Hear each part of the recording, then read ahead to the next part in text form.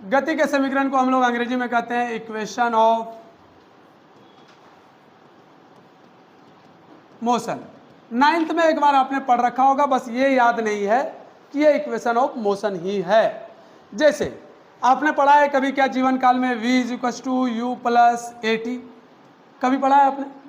आपने ये भी पढ़ा होगा s = ut + हाफ at का स्क्वायर।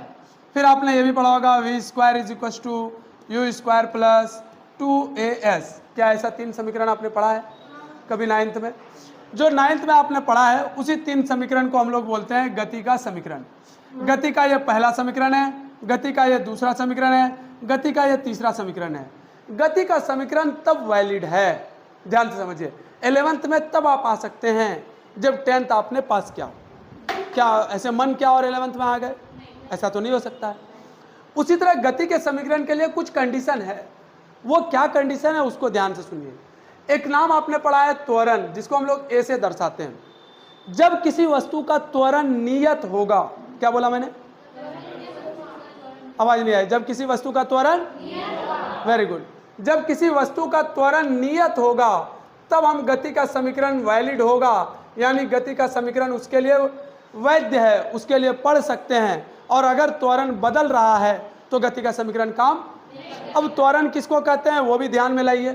त्वरण को हम लोग दर्शाते थे ए से, और त्वरण का मान लिया जाए किसी के लिए, मान लो हमने त्वरण का मान रखा 2 मीटर प्रति सेकंड स्क्वायर, तो इसका मतलब यह है कि ये जिस वस्तु में त्वरण 2 होगा उस वस्तु का हर सेकंड में वेग 2 मीटर क्या हो जाएगा?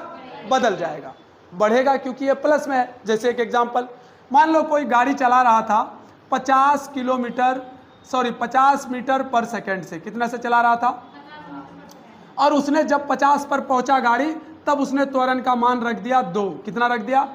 जिस समय 50 पर पहुंचा उस समय टाइम हो रहा था 12:17 सेकंड। कितना टाइम हो रहा था? तो ठीक 18वां सेकंड जैसे ही होगा आपके गाड़ी का वेग कितना हो जाएगा? 52। और 19वें सेकंड में आपके गाड़ी का वेग कितना हो जाएगा? उसके बाद 20वें सेकंड में गाड़ी का वेग कितना हो जाएगा? इसका मतलब जिसके गाड़ी में त्वरण है उसके गाड़ी का वेग लगातार क्या होता जाएगा? बदलता जाएगा। क्या होता जाएगा? क्या होता जाएगा? अगर प्लस में त्वरण है तो बढ़ेगा, और माइनस में त्वरण है तो, और माइनस त्वरण को क्या कहते हैं हम लोग? मंदन कहते हैं। क्या कहते हैं भैया? मंदन कहते हैं। हमने बोला कि मान लो ये गाड़ी चालक ने जब यहाँ पर पहुंचा 20वां सेकंड पर त्वरण का मान कर दिया 5। कितना मान कर दिया? जैसे ही 56 से अगला सेकंड 21वां सेकंड होगा आपके गाड़ी का चाल हो जाएगा 61 मीटर प्रति सेकंड। 22वां सेकंड होगा आपके गाड़ी का चाल हो जाएगा 66 मीटर पर सेकंड। इसका मतलब जितना त्वरण उतना वेग में बदलाव आना शुरू हो जाएगा। क्या यहाँ से लेकर के 17th सेकंड से लेकर के 17वां सेकंड से 22वां सेकंड के बीच में आपके गाड़ी का त्वरण एक जैसा था कि अलग अलग था? और जब ऐसा हो जाए कि त्वरण का मान बदल जाए तब इसके लिए ये गति का समीकरण वैलिड नहीं होगा। अगर गति का समीकरण आप लगा रहे हैं तो आप पहले कंडीशन समझ लीजिए कि आपके त्वरण का मान क्या रहना चाहिए। बोलो भैया, अरे बोलो, क्या रहना चाहिए? आपका त्वरण बदलना, बाकी सब चीज बदल जाए हमको उनसे कोई दिक्कत, पर त्वरण का मान, यानी ये गति का समीकरण एक समान त्वरण के लिए है। किसके लिए है? एक समान त्वरण वाली वस्तु के लिए। एक समान त्वरण वाली वस्तु के लिए गति का समीकरण है, और असमान त्वरण वाली वस्तु के लिए गति का समीकरण, असमान त्वरण वाली वस्तु के लिए गति का समीकरण। ये बात पहले आपको समझना होगा कि हम जो पढ़ रहे हैं वो किसके लिए वैलिड है। तो एक नोट पॉइंट आप लिखिएगा, गति का समीकरण एक समान त्वरण वाली वस्तु के लिए वैलिड है और दूसरे के लिए वैलिड नहीं है। चलिए, 3 समीकरण आपको मैंने बताया कि 3 समीकरण होता है। फिर से, एक समान त्वरण वाली वस्तु के लिए गति का समीकरण होगा, अन्यथा ये नहीं होगा। अन्यथा ये, अरे बोलो, अन्यथा ये, अगर त्वरण बदल जाएगा तो उसके लिए वैलिड, अगर त्वरण बदल जाएगा तो उसके लिए वैलिड, त्वरण बदलेगा तो वैलिड। अगर त्वरण नियत है तब गति का समीकरण वैलिड होगा। अगर त्वरण नियत है तो गति का समीकरण वैलिड। वेरी गुड, चमका आपको, अच्छी बात है। चलिए, पहला गति का समीकरण है आपका, नाम सुने होंगे, v = u + at। क्या इसमें आप ये बता सकते हैं वी किसको कहते हैं, यू किसको कहते हैं और ए किसको कहते हैं? क्या वी अंतिम वेग को कहते हैं? बोलो हाँ या ना। क्या वी अंतिम वेग है? आपको बोलो भाई क्या है ये? अंतिम वेग। क्या है भाई? बोलो। अच्छा, यू क्या है आपका? बोलो, आवाज नहीं आई। क्या है आपका? प्रारंभिक वेग। ए क्या है आपका? ए क्या है आपका? आवाज नहीं आ रहा है। ए क्या है आपका? त्वरण। टी क्या है आपका? समय। टी क्या है आपका? समय। क्या ये बात इतना चमका? इसमें कोई परेशानी नहीं है। अच्छा, वेग का एसआई मात्रक क्या होगा? बोलो, मीटर प्रति सेकंड। त्वरण का एसआई मात्रक क्या होगा? मीटर प्रति। अच्छा, समय का एसआई मात्रक क्या होगा? सेकंड। चलिए अब थोड़ा इसको प्रूव करते हैं। प्रूव करने के लिए हमने कुछ जुगाड़ लगाया। क्या जुगाड़ लगाया? ध्यान से देखिएगा। अब मेरी बात को गौर से सुनिएगा और समझने का प्रयास कीजिए। मान लो ये एक सुनसान रोड है, भूत बंगला जैसा रोड, भूत है इस रोड में, समझ गए? ये सुनसान रोड है और इस सुनसान रोड पर हमको चलना है। क्या करना है? चलना है। तो हम यहाँ से चलना शुरू करेंगे इस वाली सुनसान सड़क पर। सड़क स्ट्रेट लाइन में है या अलग अलग डायरेक्शन में है? सड़क एक दिशा में है कि अलग अलग दिशा में है? और यहाँ पर मान लिया जाए आपके पास एक कोई कार है, ठीक है, ये कार है।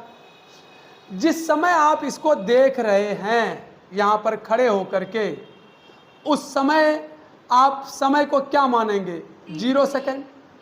अरे बोलो हाँ या ना। समय को क्या मानेंगे? हालांकि यह गाड़ी पीछे से चलती हुई आ रही थी, पर हम समय यहाँ पर जब पहली बार पहला नज़र में आप किसी को देखते हैं तो उस समय क्या कहते हैं कि ये समय क्या है मेरे लिए? 0 है। इस समय जब 0 है, क्या इस गाड़ी का कोई वेग होगा? बोलो हाँ। अरे जब समय 0 है, क्या गाड़ी पीछे से चलती हुई आ रही है, यहाँ पर गति में थी, क्या गाड़ी का वेग नहीं होगा? सोचो बढ़िया से भाई। अरे हम यहाँ से आ रहे हैं, तुम पहली बार यहाँ पर देखिए, मेरा वेग है या नहीं है? मेरे अंदर वेग है। अरे मेरे अंदर वेग है। उसी तरह मेरे पास एक कार है, मान लो ये कार है, ये पीछे से स्विंग करते हुए आ रही है। आप यहाँ पर खड़े थे और इस कार में एक सुंदर सी कन्या है, अब पहली बार देख रहे हैं। सुंदर कन्या वहीं रुक गई या आगे बढ़ गई? आगे बढ़ गई। इसका मतलब वो सुंदर कन्या गति में थी कि विराम में? गति। हाँ, सुंदर कन्या सबको समझ में आता है। सुंदर कन्या गति में था। अगर सुंदर कन्या गति में था भाई साहब, इसका मतलब ये है कि जैसे ही वो आगे बढ़ी उस समय उसका कुछ ना कुछ वेग होगा। पर आपने उसे पहली नज़र में देखा है या दो तीन बार देख चुके हैं? पहली नज़र। जब पहली नज़र से आपने उसे देखा, उस समय को आप क्या मानेंगे? 0। भले 12 बज रहा हो, 13 बज रहा हो, 4 बज रहा हो, 50 बज रहा हो, हमको उनसे कोई लेना देना नहीं है। मेरा सुंदर कन्या, पहला झलक, पहला प्रेम, अच्छी बात है। t=0। इस गाड़ी में कुछ ना कुछ प्रारंभिक वेग था और गाड़ी में कुछ ना कुछ त्वरण था। क्यों? क्योंकि हमने बोल चुका है गति का समीकरण तब वैलिड होगा जब गाड़ी में त्वरण होगा। जब गाड़ी में त्वरण, और वो भी कैसा त्वरण? एक समान त्वरण या नियत त्वरण। एक समान त्वरण या एक समान त्वरण या अच्छी बात है। इस गाड़ी में त्वरण है भैया ए। कितना त्वरण है? और कुछ समय बाद ठें ठें ठें ठें ठें ठें चलते हुए गाड़ी पहुंच गई यहाँ पर, ठीक है। जब गाड़ी यहाँ पर पहुंची तो t2 कुछ समय हो रहा होगा, मान लिया जाए t, और यहाँ t1 हो रहा था 0। कोई परेशानी नहीं। कुछ समय हो रहा होगा, उसको t माना है। जब गाड़ी में त्वरण है तो सीधी सी बात है कि गाड़ी लगातार वेग अपना बदल रहा होगा, तो u से बदल कर कुछ ना कुछ हो गया होगा और वो वेग कहलाएगा, क्या कहलाएगा? क्योंकि ये मेरा पहली बार देखा हुआ वेग है और ये आखिरी बार, अरे भाई सुंदर कन्या कभी तो मेरी आंखों से उजल होगी, तो आखिरी बार जो आपने देखा है वो अंतिम वेग v है। क्या है अंतिम वेग? इसी को आप लिखे, माना कि एक वस्तु जिसका प्रारंभिक वेग u है एवं वो a त्वरण से गतिशील है। कितना त्वरण से? a त्वरण से गतिशील है। तो t समय बाद, कितना समय बाद? t समय बाद। देखो t समय बाद वस्तु का वेग क्या हो जाएगा? वस्तु का वेग कितना हो जाएगा? बोलो भैया, v हो जाएगा। तो क्या हमने कभी जिस समय आप उसे देख रहे थे, गौर से सुनना, आप थोड़ी बात जितना मैंने पढ़ा चुका है, अभी तक बोल चुके हैं, उसको थोड़ा देर के लिए साइड कीजिए। ये एक कंप्लीट सिस्टम हो गया मेरा तैयार। अब मेरी बात को ध्यान से सुनिए। जिस समय आप देख रहे थे, क्या वो आपके नज़र के सामने बहुत देर रुकी या तुरंत निकल गई? इसका मतलब वो वेग जो आपने सोचा होगा उस लड़की के जाने के बारे में, सुंदर कन्या के पार होने का, वो ध्यान से सुनिए, ए बराबर क्या हम लिख सकते हैं dv बटे dt, तात्क्षणिक त्वरण की बात कर रहे हैं हम। ए बराबर, अरे हम पहले आसानी से ए से चले जाते हैं तब आसानी से समझ में आ जाएगा। ए बराबर dv बटे, अगर ए बराबर dv बटे dt तो ए गुना dt बराबर क्या लिख सकते हैं dv। अच्छा, तो dv बराबर ए dt भी लिख सकते हैं, हाँ या ना। अच्छा, दोनों ओर समाकलन कर सकते हैं, हाँ या ना बोलो। दोनों ओर समाकलन करने पर, अब जब दोनों ओर आप समाकलन कर देंगे तो समीकरण में कोई बदलाव, क्योंकि हमने आपको अभी अभी समझाया है कि x बराबर अगर y है तो x में भी प्लस a कर दीजिए और y में भी प्लस a कर दीजिए, तो समीकरण में कोई बदलाव नहीं होगा। अगर दोनों ओर समाकलन करते हैं तो समाकलन का चिन्ह लिखे, dv लिखे बराबर a dt लिखे, समाकलन कर दिए, कोई परेशानी है। हमने बोला लिमिट जो लगाते हैं वो d के जो पीछे होता है उसका लिमिट लगाते हैं। चलिए, d के पीछे यहाँ पर कौन है, v क्या है आपका, वेग का प्रारंभ कहाँ से हुआ था, u से हुआ था, और अंत कहाँ पर हुआ था, तो वेग का प्रारंभ हुआ भाई u और अंत हुआ v पर। यहाँ d के पीछे कौन लगा हुआ है, t यानी समय का प्रारंभ कहाँ से हुआ था, t1 यानी 0 से, कितना से, 0 से, और खत्म कहाँ पर हुआ जाकर के, t2 यानी t पर, यही ना। अब अगर इतना समझ में आता है तो अब यहाँ पर ध्यान से देखिए, आप dv का समाकलन कर रहे हैं, समाकलन का चिन्ह लगाइए, dv लगाइए। क्या dv को अगर मैं 1 से गुना कर दूं कोई दिक्कत है क्या, आंसर में कोई परिवर्तन आएगा। अगर 1 से गुना ना करके मैं v का पावर 0 कर दूं तो भी कोई परिवर्तन आएगा क्या, क्योंकि किसी भी चीज पर पावर 0 आंसर क्या देता है, 1, क्या देता है आंसर। अब आप गौर से देखिएगा, यहाँ लगाए u, यहाँ लगाए v का पावर कितना है, 0, एक पावर क्या हो जाएगा, जुट जाएगा, और बट्टे में भी क्या लिखाएगा, 1 लिखाएगा। आप ब्रैकेट लगाइएगा और यहाँ क्या लिखिएगा, और यहाँ क्या लिखिएगा। चलिए, अच्छी बात है, एक तरफ चमका आपको। यहाँ पर a है, क्या d के पीछे जो है वही d के आगे भी है, नहीं, वो नियत टर्म है। क्या टर्म है, तो इसका मतलब a का इंटीग्रेशन, तो a का जब इंटीग्रेशन नहीं होगा तो a को चुपचाप क्या कर दिए, बाहर कर दिए। a को क्या कर दिया चुपचाप,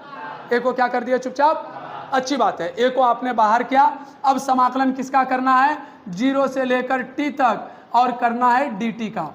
क्या dt के बदले यहाँ पर 1 लिख सकते हैं क्या, 1 लिखने की जगह पर मैं t का पावर 0 लिख सकता हूँ क्या। अगर t का पावर 0 लिखा है मैंने तो a इंटू, गौर से देखिएगा, t का पावर 1 बाय 1 करके यहाँ 0 और यहाँ लिमिट कितना का लगा दूंगा मैं। कोई परेशानी है, चमका या नहीं चमका, यहाँ तक बोलो, समझ में आ रहा है यहाँ तक, अच्छी बात है। अगर यहाँ तक समझ में आ रहा है तो आप ये भी जानते होंगे कि एक बार t के जगह पर किसका मान रखना है, t का, एक बार v के जगह पर किसका मान रखना है, और दूसरी बार v के जगह पर, तो हम लिख दिए v। अब बट्टे में 1 कोई खास काम का है नहीं, तो v माइनस क्या हो जाएगा, u, ब्रैकेट कर दीजिए बंद, कोई परेशानी नहीं भी कीजिएगा तो भी कोई दिक्कत नहीं। इसका सॉल्यूशन हो गया। यहाँ पर a रहने दीजिए, यहाँ लिखिए t के जगह पर एक बार t और माइनस में लिख दीजिए 0, t में से 0 घटेगा, t ही बचेगा, गुना कीजिएगा तो 80 बन जाएगा। क्या बन जाएगा, अरे क्या बन जाएगा, 80 बन गया। यहाँ पर क्या लिखा हुआ है, v माइनस, अच्छा तो क्या लिख सकते हैं, v इस तरफ का v, u उस तरफ जाएगा तो क्या प्लस में हो जाएगा, u प्लस 80 बोल सकते हैं, अरे हाँ या ना बोलो। चलिए, तो समीकरण सिद्ध हुआ, हाँ कि ना। एक तरफ तो यह समीकरण सिद्ध हो गया, अच्छा लगा सुन के। आसान तरीका में आप बचपन में कैसे समीकरण सिद्ध करते थे वो देखिए। आप बोलते थे सर कि त्वरण बराबर होता है, त्वरण सूत्र, त्वरण ए से दर्शाते हैं, वेग में परिवर्तन की दर को क्या कहते हैं, त्वरण कहते हैं। दर का मतलब यहाँ पर क्या लगाना है, हम बताए हैं ना, दर फिजिक्स में किसे कहा जाता है। हाँ, दर का मतलब ये होता है, जब आप आलू खरीदने जाते हैं वहाँ पूछते हैं किस दर से आलू दिए, मतलब 1 kg का दाम। बिस्किट खरीदने जाएंगे, किस दर से बिस्किट दिए, तब क्या मतलब 1 पैकेट का दाम। आप मान लिया जाए केला खरीदने के लिए गए, किस दर से, तो 1 दर्जन का दाम। यानी जगह बदल रहा है, सामान बदल रहा है, तो दर का मीनिंग में बदलाव आ रहा है, बट एक कॉमन है, हर जगह एक चीज का इस्तेमाल हो रहा है, एक एक एक एक एक हो रहा है कि नहीं हो रहा है। उसी तरह फिजिक्स में जब जब वर्ड दर बताएंगे, बोलेंगे दर दर दर, तो आप समझ जाइए 1 सेकंड की बात हो रही है। क्या हो रही है? 1 सेकंड मतलब एक समय। एक समय बनाना है तो नीचे समय से भाग देना पड़ेगा कि नहीं देना पड़ेगा? अच्छी बात है। अब वेग में परिवर्तन कितना हुआ है इस गाड़ी में? देखो तो पहले अंतिम में भी था, प्रारंभ u, यही तो परिवर्तन हुआ, v माइनस u। और समय में कितना आया भाई? t। क्या त्वरण a लिख सकते हैं? क्या इन दोनों को गुना करेंगे तो at बन जाएगा? क्या यहाँ v माइनस u लिखाएगा? क्या u प्लस at बराबर v लिख सकते हैं? बोलो हाँ या ना, बोलो चमका कि नहीं चमका? एक तरीका ये भी है, ये आसान तरीका है पर ये 9वां लेवल का है, यानी 9th क्लास में ऐसा हम प्रूव करते थे। ये अवकलन विधि द्वारा प्रूव किया हुआ है। किसके विधि द्वारा? और ये जो है ना, ये 11th लेवल का है आपका। समझ में आई मेरी बात? तो अब आप छापना शुरू कीजिए। आप किसको सिद्ध करना चाह रहे हैं? v बराबर u प्लस, अरे बोलो v बराबर u प्लस, आवाज नहीं आई, v बराबर u प्लस, v बराबर v बराबर v बराबर, जहां v क्या है आपका? v क्या है आपका? v क्या है आपका? u क्या है आपका? t क्या है आपका? a क्या है आपका? अच्छा, त्वरण कैसा चाहिए इस वाले के लिए? एक समान या असमान? नियत या बिना नियत का? नियत वाला त्वरण चाहिए। चलिए, हमने सारा बात लिख दिया। अब क्या बोले? माना कि एक वस्तु है जिसने प्रारंभ वेग कितना से क्या है? u से, और किस त्वरण से गति कर रहा है? a त्वरण से। तो कितना समय बाद? t समय के बाद वस्तु का वेग क्या हो जाएगा? v हो जाएगा।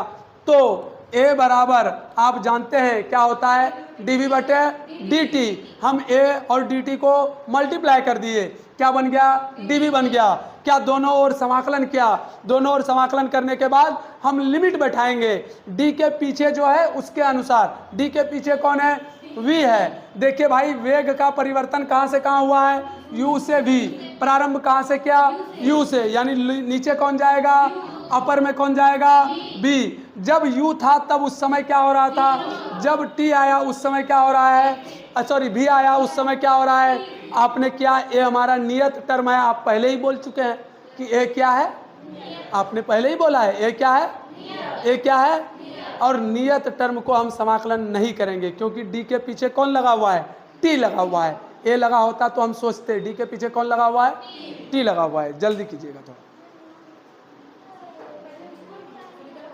किसको? अरे ये सिद्ध करना है, ध्यान से देख लीजिए। किसी को लगता है कि कहाँ से लिखेंगे, तो पहले ये वाला पार्ट